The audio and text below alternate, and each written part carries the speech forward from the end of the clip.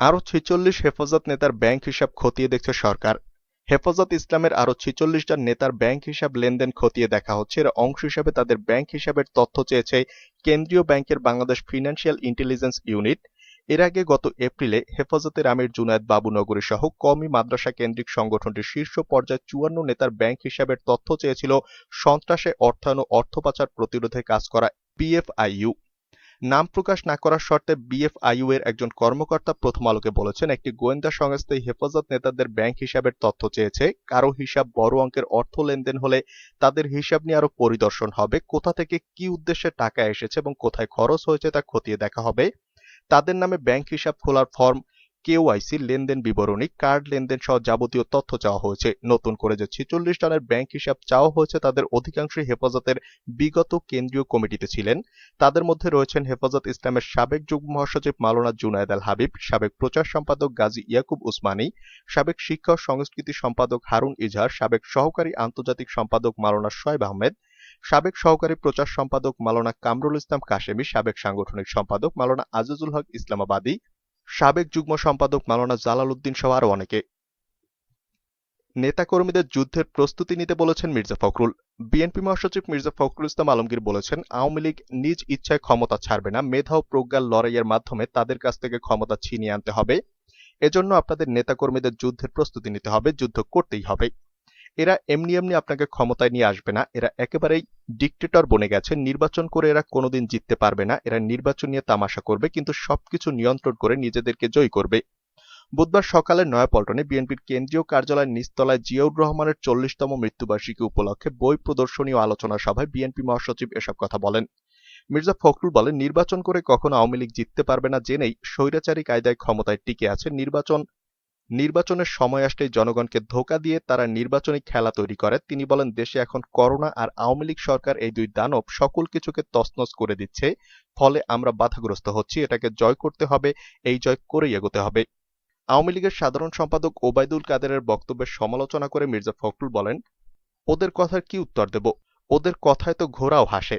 কখন কি বলে না বলে তারা নিজেরাও জানে না। এ সময় অর্থমন্ত্রীকে উদ্দেশ্য করে তিনি বলেন, মিথ্যা কথা প্রচার করতে করতে ওরা এখন জিয়াউর রহমানকে মুক্তিযোদ্ধা তো দূরের কথা, স্বাধীনতার ঘোষক দূরের কথা, জিয়াউর রহমানকে পাকিস্তানের চর বানিয়েছেন।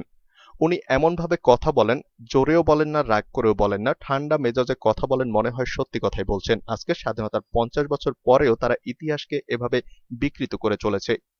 জিয়া স্মৃতি পাঠাগারের সভাপতি আব্দুস সালামের সভাপতিত্বে ও সাধারণ সম্পাদক মোহাম্মদ জহির দীপ্তির সঞ্চালনায় এ সময় উপস্থিত ছিলেন বিএনপির যুগ্ম মহাসচিব সৈয়দ মোয়াজ্জেম হোসেন আলাল, সাংগঠনিক সম্পাদক সৈয়দ ইমরান সালেহ প্রিন্স, বন ও পরিবেশ বিষয়ক সম্পাদক মোসাদ্দেক হোসেন বুলবুল, স্বেচ্ছাসেবক দলের সাধারণ সম্পাদক আব্দুল কাদের ভূঁইয়া জুয়েল প্রমুখ। নৌকার মনোনয়ন ফরম কিনতে গিয়ে খালি হাতে ফিরলেন ডিপজল। প্রয়াত সংসদ সদস্য আসলামুল হকের আসন ঢাকা ১৪ আসনের উপনির্বাচনে নৌকার মনোনয়ন ফরম তুলতে গিয়ে খালি হাতে ফিরে গেছেন ঢাকাই সিনেমার দাপুটে অভিনেতা ও প্রযোজক মনোয়ার হোসেন ডিপজল।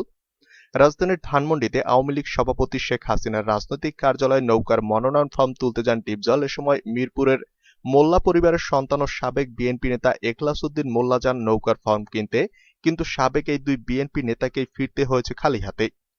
আওয়ামী লীগের উপদপ্তর সম্পাদক সায়েম খান গণমাধ্যমকে বলেন, ঢাকা ১৪ আসনের উপনির্বাচনে প্রার্থী হতে মনোনয়ন ফরম তোলার জন্য এখলাস উদ্দিন মোল্লা মঙ্গলবার তার কর্মীদের নিয়ে আওয়ামী লীগের অফিসে আসেন। এ সময় তার কাছে আওয়ামী লীগের স্থানীয় কোনো পদ কিংবা প্রাথমিক সদস্য পদের কাগজপত্র চাওয়া হয়। তিনি কাগজ দেখাতে পারেননি, তাই তার কাছে দলীয় মনোনয়ন ফরম বিক্রি করা হয়নি। পরে তিনি চলে যান। জানা গেছে, মঙ্গলবার দুপুরের দিকে কর্মী সমর্থকদের নিয়ে আওয়ামী লীগ কার্যালয়ে যান এখলাস উদ্দিন মোল্লা। দুপুরের বিরতিতে ফরম বিক্রি বন্ধ থাকায় প্রায় পৌনে ২ ঘণ্টা অপেক্ষা শেষে ফরম বিক্রির কক্ষে যান এখলাস। কিন্তু মনোনয়ন ফরম কেনার কোনো শর্ত পূরণ করতে না পারায় এখলাসের কাছে মনোনয়নপত্র বিক্রি করা হয়নি। তার পক্ষ থেকে বারবার বোঝানোর চেষ্টা করে অনুরোধ করতে থাকেন কর্মী সমর্থকেরা। এ সময় ফরম কেনার যোগ্যতার পুরো বিষয়টি তুলে ধরা হয় আওয়ামী লীগ কার্যালয়ের পক্ষ থেকে। শেষ পর্যন্ত খালি হাতেই কার্যালয় ছাড়তে বাধ্য হন এখলাস উদ্দিন মোল্লা ও তার কর্মী সমর্থকেরা। ওই সময় মনোনয়ন ফরম কেনার জন্য সেখানে অপেক্ষারত ছিলেন অভিনেতা ডিপজল। এখলাস উদ্দিন মোল্লার ফরম কিনতে না পারার বিষয়টি জানতে পেরে ডিপজল দ্রুত আওয়ামী লীগ অফিস ত্যাগ করেন। এ সময় ডিপজলের সঙ্গে ছিলেন চিত্রনায়ক জায়েদ খান ও অভিনেতা মিশা সওদাগর। মনোনয়ন ফরম কিনতে না পারার বিষয়ে এখলাস উদ্দিন মোল্লা ও ডিপজলের বক্তব্য পাওয়া যায়নি। জিয়াউর রহমান আওয়ামী লীগকে পুনর্জীবন দিয়েছেন, মন্তব্য ডাক্তার ইরানের। আওয়ামী লীগ আর গণতন্ত্র একসাথে চলতে পারে না বলে মন্তব্য করে বাংলাদেশ লেবার পার্টির chairman doctor Mostafizur Rahman Iran বলেছেন ১৯৭৫ সালের ২৫ জানুয়ারি আওয়ামী লীগ সহ সকল রাজনৈতিক দলকে নিষিদ্ধ করে একদলীয় বাকশাল কায়েম করা হয়েছিল আর জিয়াউর রহমান বাকশাল নিষিদ্ধ করে বহুদলীয় গণতান্ত্রিক রাজনীতি অবমুক্ত করে আওয়ামী লীগের পুনর্জীবন দিয়েছেন। তিনি বলেন, বাংলাদেশের স্বাধীনতা সংগ্রামে শহীদ জিয়ার অবদানকে যারা অস্বীকার করে তারা বাংলাদেশের স্বাধীনতার সার্বভৌমত্ব ও রাষ্ট্রীয় অখণ্ডতায় বিশ্বাস করে না। কেননা জিয়াউর রহমান পাকিস্তান সেনাবাহিনী থেকে বিদ্রোহ করে ১৯৭১ সালের ২৬ মার্চ কালুরঘাট বেতার কেন্দ্র থেকে স্বাধীনতার ঘোষণা দিয়েছেন। তিনি একজন সেক্টর কমান্ডার হিসাবে রণাঙ্গনে যুদ্ধ করে স্বাধীনতার সূর্যোদয় ঘটিয়েছেন। বুধবার দুপুরে নয়াপল্টনস্থ কার্যালয়ে বাংলাদেশ লেবার পার্টির উদ্যোগে শহীদ জিয়াউর রহমান বীর উত্তমের ৪০তম শাহাদাত বার্ষিকীতে আলোচনা সভা ও দোয়া মাহফিলে সভাপতির বক্তব্যে একথা বলেন। হেফাজতের কমিটি নয়, এটি ফটিকছড়ি কমিটি। হেফাজতে ইসলাম ঘোষিত কমিটিতে ফের আত্মীয়করণ ও দলীয়করণের অভিযোগ উঠেছে। সংগঠনটির পক্ষ থেকে রাজনৈতিক দলের সঙ্গে যুক্ত নেতাদের পদে না রাখার কথা বলা হলেও ঘোষিত নতুন কমিটিতে তার প্রতিফলন ঘটেনি। ঘোষিত কমিটিতে আমির জুনায়েদ বাবুনগরীর বিভিন্ন আত্মীয় রয়েছেন ১০ জন। মাওলানা জুনায়েদ বাবুনগরী ও প্রধান উপদেষ্টা মহিবুল্লাহ বাবুনগরী হচ্ছেন আপন মামা ভাগ্নে। নায়েবে আমির সালাউদ্দিন নানুপুরী, যুগ্ম মহাসচিব আইয়ুব বাবুনগরী, সহকারী মহাসচিব জহুরুল ইসলাম, সাংগঠনিক সম্পাদক মীর ইদ্রিস ও মহাসচিব নুরুল ইসলাম জিহাদিও বাবুনগরীর আত্মীয়। নতুন কমিটিতে রাজনীতিকদের মধ্যে আছেন নায়েবে আমির আতাউল্লাহ হাফিজি, যিনি খেলাফত আন্দোলনের আমির, যুগ্ম মহাসচিব মাওলানা আনোয়ারুল করিম জমিয়তে উলামা ইসলামের সহসভাপতি পদে আছেন। দাওয়া বিষয়ক সম্পাদক মাওলানা আব্দুল কাইয়ুম সোবহানী হলেন খেলাফত মজলিসের নেতা। সাংগঠনিক সম্পাদক মাওলানা মীর ইদ্রিস খেলাফত আন্দোলনের নেতা। জামায়াত ইসলামের কোনো পদে না থাকলেও হেফাজতের প্রচার সম্পাদক মাওলানা মহিউদ্দিন রাব্বানী জামায়াত ভিত্তিক ওলামা মাশায়েখ ও মসজিদ মিশন কেন্দ্রিক কার্যক্রমের সঙ্গে যুক্ত। এছাড়া তিনি ইসলামী ব্যাংকের শরিয়া বোর্ডের সদস্য। কওমি মাদ্রাসার আলেমরা বলেছেন, নতুন কমিটি গঠনের নামে মূলত হাস্যকর পরিস্থিতি সৃষ্টি করা হয়েছে। তাদের অভিযোগ, রাজনৈতিক নেতাদের পাশাপাশি কওমি শিক্ষায় যেসব গুরুত্বপূর্ণ বোর্ড আছে, ঘোষিত কমিটিতে এখন সেই বোর্ডের কর্তাদের সামনে আনা হয়েছে। এতে মাদ্রাসা শিক্ষার উপরে প্রভাব পড়বে। যদিও বর্তমান কমিটির নেতারা এসব অভিযোগকে আমলে নিতে রাজি নন। নাম প্রকাশ না করে কমিটিতে এক নেতা বলেন, সংগঠনের প্রতিষ্ঠাকালীন কমিটির গুরুত্বপূর্ণ পদে থাকা মাওলানা আনাস মাদানী ও মাওলানা মাইনুদ্দিন রুহি সহ কয়েকজনের নাম নতুন কমিটিতে না থাকায় তারা ফের আজেবাজে কথা বলা শুরু করেছে। এটা তাদের পুরনো অভ্যাস। এ ব্যাপারে জানতে চাইলে হেফাজতের প্রতিষ্ঠাকালীন যুগ্ম মহাসচিব মাইনুদ্দিন রুহি সদ্য ঘোষিত কমিটিকে পুরান বউকে নতুন শাড়ি পরানোর মতো একটি কমিটি বলে আখ্যা দেন। তিনি বলেন, বাবুনগরী পুরান কমিটির নেতাদের নিয়ে এদিক ওদিক করে নতুন কমিটি করেছে। যে কমিটি হয়েছে তা জাতির সঙ্গে প্রতারণা করা হয়েছে। আমি বলবো এটা পুরনো কমিটি। আমি আগেই বলেছি, এখনো বলছি, এটি একটি ফটিকছড়ি সমিতি। আওয়ামী লীগই গণতন্ত্রকে বারবার হত্যা করেছে বললেন মির্জা ফখরুল। বিএনপি মহাসচিব মির্জা ফখরুল ইসলাম আলমগীর বলেছেন, গণতন্ত্রকে হত্যা করেছে কারা?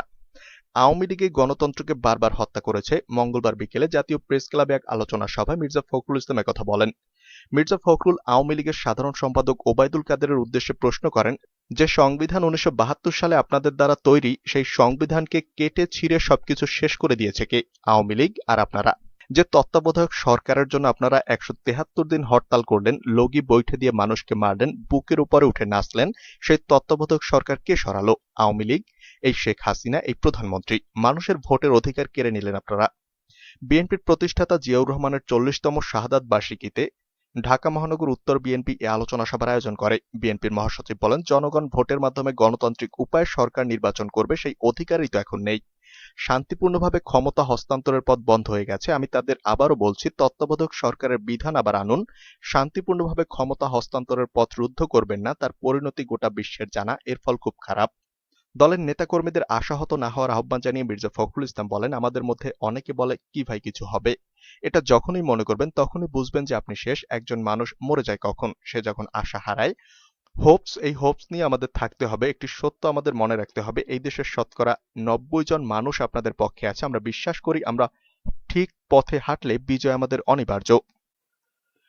নতুন দরিদ্রদের হিসাব অর্থমন্ত্রী মানেন না। সরকারি হিসেব না পাওয়া পর্যন্ত দেশের বেসরকারি সংস্থাগুলোর নতুন দরিদ্রের হিসাব মানতে নারাজ অর্থমন্ত্রী আহম মুস্তফা কামাল। আজ বুধবার সরকারি ক্রয় সংক্রান্ত মন্ত্রিসভা কমিটির বৈঠক শেষে সাংবাদিকদের প্রশ্নের জবাবে অর্থমন্ত্রী বলেন, নতুন দরিদ্রের এই হিসাব আমি অস্বীকার করি না। যাদের কাছে তালিকা আছে ২ কোটি বা ১ কোটি ১০ জন, এই তথ্য তারা কোথায় পেয়েছে তা আগে জানা দরকার। অর্থমন্ত্রী বলেন, গবেষণা করার জন্য বাংলাদেশ পরিসংখ্যান ব্যুরো, বাংলাদেশ উন্নয়ন গবেষণা প্রতিষ্ঠান আছে। এসব প্রতিষ্ঠান থেকে যতদিন তথ্য পাওয়া যাবে না, ততদিন অন্য প্রতিষ্ঠানের তথ্য গ্রহণ করার সুযোগ নেই। প্রস্তাবিত 2021-22 অর্থবছরের বাজেটে কোনো দুর্বলতা নেই বলে মন্তব্য করেন মন্ত্রী। বলেন, বাজেটটি যখন বাস্তবায়ন করা শুরু হবে তখন দেখা যাবে কারা উপকারভোগী। যাদের নিয়ে আপনাদের প্রশ্ন, তাদের জন্যই আমরা এবারের বাজেট সাজিয়েছি। অর্থমন্ত্রী বলেন, আমরা বিশ্বাস করি এবং প্রধানমন্ত্রীও নির্দেশ দিয়েছেন যে নিম্ন আয়ের মানুষের চিহ্নিত করতে হবে। এটা যদি করতে পারি এবং অর্থনীতির মূল ধারায় নিয়ে আসতে পারি, তাহলে ভবিষ্যতে আমাদের অর্থনীতি আরো সমৃদ্ধ হবে। এই নীতিতে আমরা বিশ্বাস করি এবং সেভাবে কাজ করে যাচ্ছি।